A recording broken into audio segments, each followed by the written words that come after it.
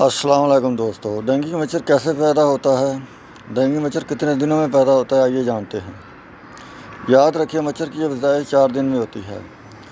कहीं हम अनजाने में मच्छर की पैदाइश तो नहीं कर रहे।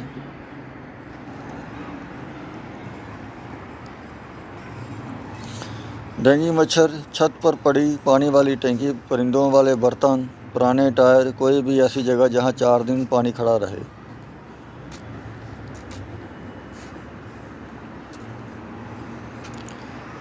पानी वाली टैंकी का ऊपर वाला पाइप जिससे पानी फुल होना ज़ाहिर होता है, इस पाइप के साथ 4 से 6 इंच का पाइप लटका दें और इस पर लाजमी अमल करें।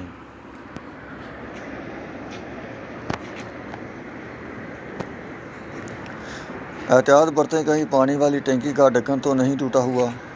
हमेशा टैंकी को ढक्कन से बंद करें। ढक्कन के अलावा किसी दूसरी चीज़ का इस्तेमाल मत करें।